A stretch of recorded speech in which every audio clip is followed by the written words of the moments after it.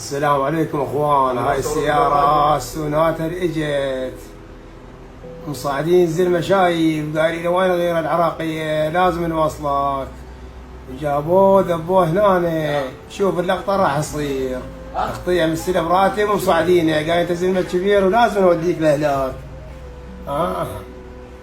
شوف انت ابو ليه هاي السيارة السوناتا سلبوه تسليم، سلبوك انما تسليم. اجى طبق هنا، اجى طبق هنا. شوف الزلمة مخطية يريد يفتح الباب وهذا كاظ الباب. انتبهوا لهاي اللقطة، يريد يفتح الباب هذول كاظين الباب ما يخلونه ينزل، ومدوا ايدهم بجيبه خذوا من عند رات مخطية 310,000. هاي السيارة السوناتا. شوفوا الزلمة يريد يفتح الباب ما هذا كاظ الباب قاعد وراها. هاي اليوم تاريخ، هاي اليوم تجي تاريخ 3/5/2024. هذا الزلمة يريد يفتح الباب اخطيه وهذا كاظ الباب.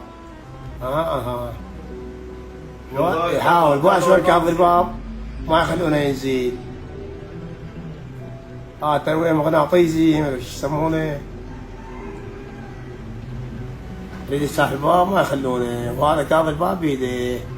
انتبهوا لهاي اللقطة، وهذا كاظ الباب من هنا وراتبه 310 وحالته يرثى لها، يعني على الله على الراتب 310. انتبهوا لي. راح انشر مقطع وارجو المشاركة.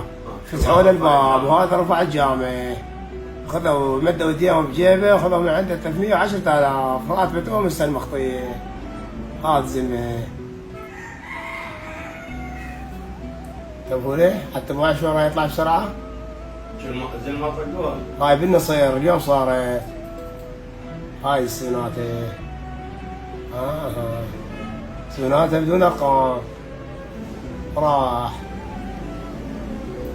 وزي المخطية ما ينتبه ولا يدري بالسالفة كلها، ينام شوية وينتبه الراتبة.